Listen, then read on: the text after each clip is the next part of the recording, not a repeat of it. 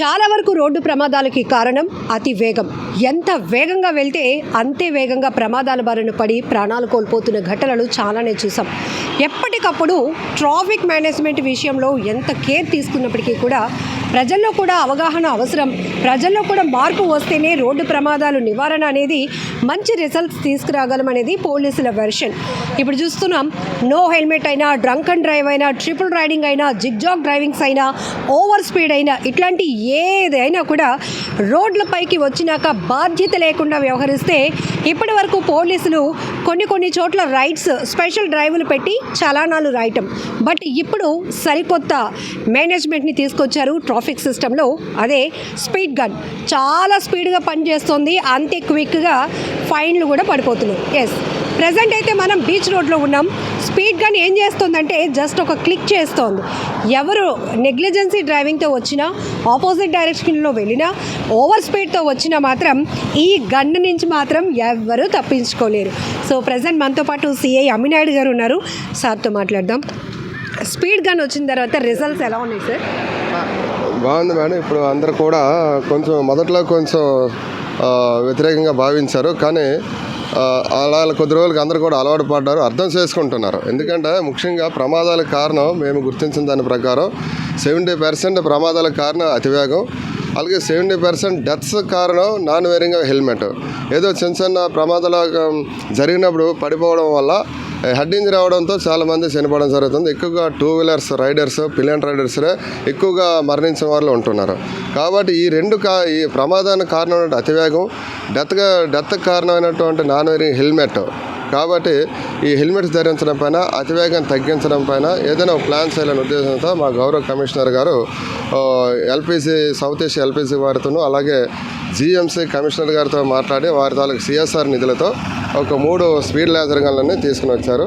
ఈ speed laser gun ద్వారా ఏంటంటే అతివేగంతో ప్రయాణం చేసిన రైడర్ హెల్మెట్ పెట్టకపోయినా, పిలియన్ రైడర్ హెల్మెట్ ధరించకపోయినా, అలాగే ట్రిపుల్ రైడింగ్ చేసినా, లేదంటే ఎగ్నెస్ట్ వెళ్ళినా, ఈ 5 రకాల ఉల్లంఘనలను ఇది ఆటోమేటిక్గా గుర్తించడం జరుగుతుంది. ఆటోమేటిక్గా గుర్తించి ఆ డేటాను మాకు అందజేయడం జరుగుతుంది. మరి కొద్ది రోజుల్లో ఎన్ఐసితో ఇది ఇంటిగ్రేషన్ జరుగుతుంది. ఫైన్లు కూడా ఆటోమేటిక్గా చలానా ఇంపోజ్ చేయడం జరుగుతుంది.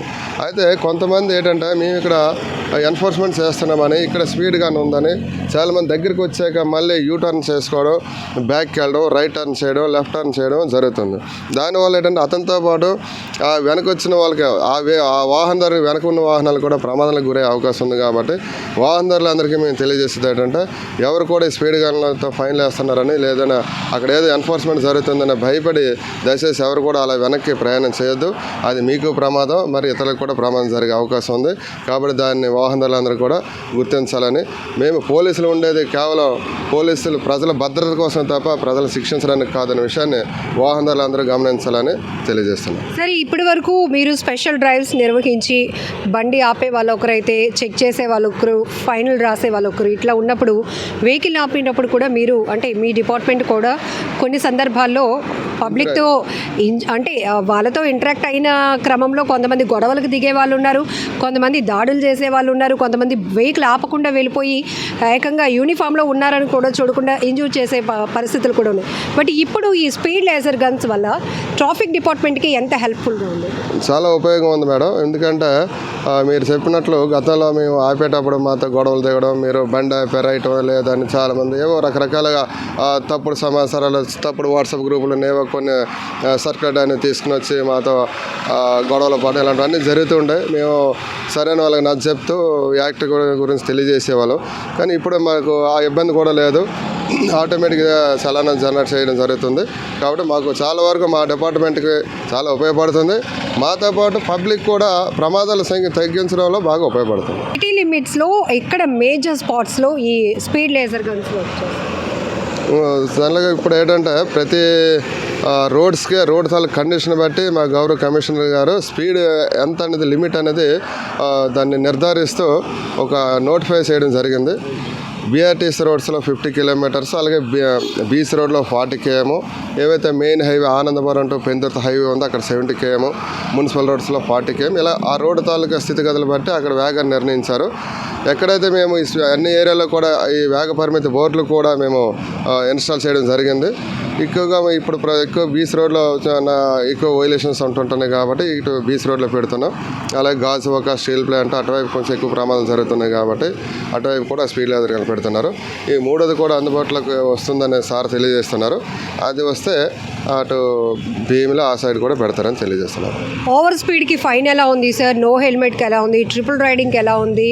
అలానే చాలా వరకు జిగ్జాగ్ డ్రైవింగ్లు కూడా బీచ్ రోడ్లో ఎక్కువగా చూస్తూ ఉంటాం. దేనికి ఏ ఫైన్? యాక్చువల్గా హెల్మెట్ నాన్ వేరింగ్ హెల్మెట్ అయితే 1000 రూపీస్, అదే 1035 యూజర్ సర్వీస్తో కలిపి. అలాగే రైడర్ హెల్మెట్ లేకపోయినా 1035, పిలియన్ రైడర్ హెల్మెట్ లేకపోయినా 1035. ట్రిపుల్ రైడింగ్ చేస్తే అది non wearing helmet pillion rider helmet లేకపోవడంతో 1035 వేస్తూ ఆయన చేస్తున్న యాక్ట్ డేంజరస్ డ్రైవింగ్ కాబట్టి అది ఒక 1500. అంటే టోటల్గా 1500 ప్లస్ 1000 2535 రూపాయలు ట్రిపుల్ రైడింగ్ ఫైన్ పడుతుంది. అలాగే ఎగ్నెస్ట్ వెళ్ళినా కూడా అది కూడా డేంజరస్ డ్రైవింగ్ కింద నమోదు చేయడం జరుగుతుంది. 1535 రూపీస్. అతివేగంతో ప్రయాణం చేస్తే 1035 రూపీస్. సీఏ గారు ఒక్కసారి దీని పనితీరు గురించి, స్పీడ్ లేజర్ గన్ ఎంతవరకు కవర్ చేస్తోంది? ఒకవేళ సార్ చెప్పినట్టే ఇప్పుడు అందరూ అవేర్నెస్ పొందుతున్నారు కాబట్టి నెమ్మదిగా అర్థం చేసుకోవడం కూడా మొదలుపెట్టి స్పీడ్ని తగ్గిస్తున్నారు. చాలా మంచి విషయం. కాకపోతే ఇది చూసి భయపడి ఇమీడియట్గా రిటర్న్ అంటే ఎగైనిస్ట్ వే వెళ్ళే వాళ్ళు కూడా ఉంటున్నారు. సో వాళ్ళని ఎలా గుర్తించగలుగుతారు అనేది కూడా చూద్దాం సార్ ఒక్కసారి. చూడండి, ఇప్పుడు ఇందులో మనకి ఆ లేజర్ మనకి మార్క్ కనిపిస్తుంటుంది, రెడ్ మార్కు. ఇప్పుడు ఆల్రెడీ దీనికి వేరింగ్ హెల్మెట్ ఉంది కాబట్టి అది తీసుకోదు. వేరింగ్ హెల్మెట్ ఉన్నాయి కాబట్టి వేరే ఇబ్బంది లేదు. అది నాన్ వేరింగ్ హెల్మెట్ ఉంటే ఆటోమేటిక్ డిటెక్ట్ అవుతుంటుంది. ఓవర్ స్పీడ్ ఇక్కడ స్పీడ్ అంతా కూడా మనం తెలియజేస్తుంటే ఇందులో లేజర్లో కనిపిస్తుంటుంది. ఇది 50 km వస్తుంది. కారు 50 km వచ్చిందండి పరిబంధంగా. సో మనది ఇక్కడ స్పీడ్ లిమిట్ వచ్చేసి 40. కానీ మనం ఏం చేస్తామంటే ఫస్ట్ అందరికీ 40 కిలోమీటర్స్ కాకుండా ఫస్ట్ 50 నుండి మేము స్టార్ట్ చేస్తున్నాం. 50 అబవ్ ఉండేవాళ్ళని. ఇప్పుడు ఈ వెహికల్ 50 కిలోమీటర్స్ వచ్చింది కదా, ఇక 51 వచ్చింది కదా. ఈ టూ వీలర్ కూడా 51 కిలోమీటర్స్ వచ్చింది. ఈయన హెల్మెట్ పెట్టుకున్నాడు కానీ ఈయన ఏంటంటే స్పీడ్ ఉన్నాడు కాబట్టి అది కూడా డిటెక్ట్ చేసింది. ఈ కారు 50 kmతో వచ్చింది కాబట్టి ఆ కారు కూడా వెంటనే డిటెక్ట్ అయింది. సార్ ఇప్పుడు ఒక 2 వీలర్ మీద వస్తున్నారు, triple riding, no helmet, over speed, ఒకేసారి 3 పడిపోతాయా? అంటే మేము ఆ ఫోటో చూస్తాం. ఆయన ఓవర్ స్పీడ్తో 51 కిలోమీటర్స్, ఫర్ ఎగ్జాంపుల్ 51 కిలోమీటర్స్ వచ్చాడు, రైడరు హెల్మెట్ పెట్టుకోలేదు, ట్రిపుల్ రైడింగ్ చేశాడు. అప్పుడు మనం ఏం చేస్తామంటే ఓవర్ స్పీడ్ చలనంతో పాటుగా రైడర్ హెల్మెట్ పెట్టినందుకు గాను, పిలియన్ రైడర్ హెల్మెట్ పెట్టినందుకు గాను, ట్రిపుల్ రైడింగ్ చేసినందుకు గాను మొత్తం ఈ 4 వైలేషన్స్ కూడా ఆయనకి ఇంపోజ్ చేయడం జరుగుతుంది. ఒకేసారి ఇంపోజ్ చేయడం జరుగుతుంది. సార్ ఇంతకు ముందు వరకు బీచ్ రోడ్లో ప్రమాదాల్లో చూస్తే కనుక మీకు బాగా గుర్తుండిపోయినటువంటి ఒక ప్రమాదం ఏముంది? ఉన్నాయి మేడం. ఇదే సెంటర్లో ఇక్కడ రోడ్డు డివైడర్ కొట్టి ఒక వ్యక్తి ఒక లాస్ట్ ఇయర్ February 7th బాగా గుర్తుంది, డేట్ కూడా గుర్తుంది. ఇక్కడ ఆ వ్యక్తి చనిపోవడం జరిగింది. ఈ ఓవర్ స్పీడ్తోనే నైట్ మనం చాలామంది హెచ్చరిస్తున్నాం. Night Saturday batches, night out batches అనుకుని చాలామంది బీచ్ రోడ్లో కేరింతలు కొడుతూ తిరుగుతూ ఉన్నారు. అందులో చేసిన అందులో ఉన్న వ్యక్తులు మొన్న టైకోన్ జంక్షన్లో డౌన్లో ఓవర్ స్పీడ్తో వెళ్తూ అక్కడ ఉన్నటువంటి డివైడర్ని కొట్టి చనిపోయాడు. అలాగే ఫ్రెష్ వాయిస్ దగ్గర మన సిరిపురం జంక్షన్లో ఫ్రెష్ వాయిస్ దగ్గర కూడా ఒక వ్యక్తి చెట్టుకు పక్కన చెట్టుకు చనిపోయాడు. మొన్న రీసెంట్గా ఆయనకి మ్యారేజ్ ఉంది. వాళ్ళ మదర్ని తీసుకుని పెళ్లి కార్డు సంపద వినాయక టెంపుల్ దగ్గర పెడదామని వెళ్తుండగా ఆయన ఆ సిరిపురం దగ్గర మనం ఏవైతే క్లోజ్ చేసి ఉంచో ఆ మధ్యలో ప్రయాణం చేశాడు. ఆయనకి హెల్మెట్ లేదు, వాళ్ళ మదర్ కూడా హెల్మెట్ లేదు. అనుకోకుండా సడన్గా క్రింద పడిపోవడంతో వాళ్ళ అమ్మగారికి హెడ్ ఇంజరీ అయ్యి అక్కడ చనిపోవడం జరిగింది. కేజీహెచ్లో ట్రీట్మెంట్ చేస్తూ చనిపోవడం జరిగింది. మేమేంటంటే చాలా లైవ్లో ప్రమాదాలు చూస్తున్నాం. ఆ ఎంక్వెస్ట్ రాయడానికి శవ పంచనామాకి వెళ్ళేటప్పుడు వాళ్ళ బాధలు చూస్తున్నాం. ఒక ఇంటిలో ఒక వ్యక్తి పనికొచ్చే వ్యక్తి, మన పెంచి పోషించిన వ్యక్తి చనిపోయినప్పుడు ఎంత బాధ ఉంటుంది. ఆ కుటుంబాన్ని చూస్తే మనకు అర్థమవుతుంది. అది ఎవరికి చెప్పినా కూడా అర్థం చేసుకోలేకపోతున్నారు. మేము ఇదే పార్క్ హోటల్లో పనిచేసిన ఒక షెఫ్ మొన్న ఆయన డ్యూటీ కోసం వస్తుండగా అనుకోకుండా మన హెచ్పిసిఎల్ క్వార్టర్స్ దగ్గర ఒక కారు గుద్దేసి పడిపోవడంతో ఆయన హెల్మెట్ ధరించలేదు, చనిపోయాడు. వాళ్ళ ఫ్యామిలీ మొన్న వాళ్ళ పిల్లలతో వచ్చి మాకు ఏదైనా సహాయం చేయండి సార్, మాది వెస్ట్ బెంగాల్, మాకు ఇక్కడ ఎవరు తెలిసిన వారు కూడా లేరు అని చెప్తుంటే మేము కన్నీళ్ళు ఆపుకోలేని పరిస్థితులు కూడా మేము చూస్తున్నాం అనమాట. కాబట్టి ఎక్కడైనా సరే ఎంతో కొంత ప్రమాదాలు తగ్గాలి. అనే ఉద్దేశంతోనే మా సిపి గారితో మంచి ఆలోచనతో ఈ లేజర్ గన్స్ అన్ని కూడా తీసుకుని వచ్చారు. మేము ముఖ్యంగా మా సిపి గారికి మాత్రం ధన్యవాదాలు తెలియజేస్తున్నాం. సార్ రిపీటెడ్గా ఫైన్లు పడితే కనుక నెక్స్ట్ ఎలా ఉంటుంది వాళ్ళ పైన యాక్షన్? రిపీటెడ్గా ఫైన్లు పడేటప్పుడు మనకు మేము ఎక్కడైతే వెహికల్ చెకింగ్స్లో చూస్తుంటామో వాళ్ళు ఎక్కువగా ఓవర్ స్పీడ్ కానీ ఎక్కువ పదే పడుతుంటే మాత్రం ఆ వెహికల్ మేము సీజ్ చేస్తాం. ఓవర్ స్పీడ్ అనేది ఎక్కువగా నెగ్లిజిబుల్, దాన్ని ఎట్టి పరిస్థితులు కూడా టాలరెన్స్ చేయమన్నమాట. కాబట్టి ఓవర్ స్పీడ్తో ఎక్కువ ఫైన్లు కానీ రిపీటెడ్గా వస్తుంటే మాత్రం ఆ వెహికల్ అయితే సీజ్ చేసి వాళ్ళు కౌన్సిలింగ్ చేసి వాళ్ళ పేరెంట్స్ కూడా రప్పించి లైసెన్స్ రద్దు కోసం మేము దాన్ని సిఫార్సు చేస్తాం. ఎందుకంటే మనకి లైసెన్స్ రద్దు చేయడం కోసం ఒక 8 సెక్షన్లో పోలీసుకి పవర్ ఉంది. మనకి ఏదైనా ఇది ఇప్పుడు మనం ఏదైతే గుర్తించామో ఓవర్ స్పీడ్తో ప్రయాణం చేసినా, అలాగే హెల్మెట్ ధరించకపోయినా, పిలియన్ రైడర్ హెల్మెట్ ధరించకపోయినా, డ్రంక్ అండ్ డ్రైవ్ చేసినా, అలాగే అతివేగంగా అదే డేంజరస్ డ్రైవింగ్ ఉందా మీరు చెప్పారు కదా, జిగ్ జాగ్ అలాంటి డ్రైవింగ్ చేసినా, అలాగే రేస్ అండ్ ట్రయల్స్ చేసినా, నెక్స్ట్ అంబులెన్స్కి ఏదైనా ఎమర్జెన్సీ వెహికల్స్కి ఎవరైనా దారి ఇవ్వకపోవడం, ఇటువంటి ఈ 8 రకాల వైలేషన్స్ చేసిన వ్యక్తులని మాకు వాళ్ళ డ్రైవింగ్ లైసెన్స్ని ఇంపౌండ్ చేసి కన్సర్న్ ఆర్టీఏ డిపార్ట్మెంట్ వారికి దాన్ని సస్పెండ్ చేయవలసిందిగా మేము సిఫార్సులు పంపుతున్నాం. వాళ్ళకి 3 months పాటు అది ఆటోమేటిక్గా ఆర్టీఏ వారు దాన్ని సస్పెండ్ చేస్తున్నారు.